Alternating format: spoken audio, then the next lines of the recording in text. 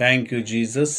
ಕರ್ತನಲ್ಲಿ ಪ್ರೀತಿಯ ದೇವರ ಮಕ್ಕಳೇ, ನೀವು ಯಾವುದೇ ವಿಷಯದಲ್ಲಿ ನಿಮ್ಮ ವಿರೋಧಿಗಳು ನಿಮ್ಮ ವಿರೋಧವಾಗಿ ನಿಮಗೆ ನಿಂದಿಸಿ ಹೀಯಾಳಿಸಿ ನಿಮಗೆ ಹಂಗಿಸಿದರೆ ನೀವು ಅವರ ವಿರೋಧವಾಗಿ ಅವರ ಜೊತೆ ಜಗಳ ಆಡಬೇಡಿ.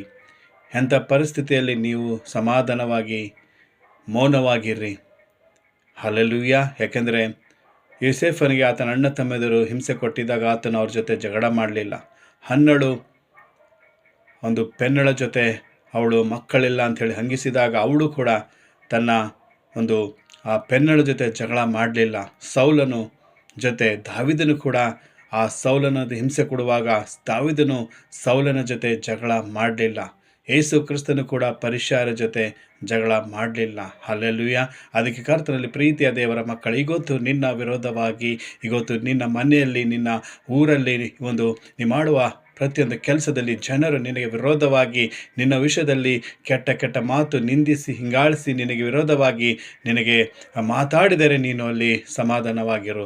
ಯಾಕಂದರೆ ನೀನು ತಪ್ಪಾಗಿದ್ದರೆ ದೇವರು ನಿನಗೆ ಮಾತಾಡ್ತಾರೆ.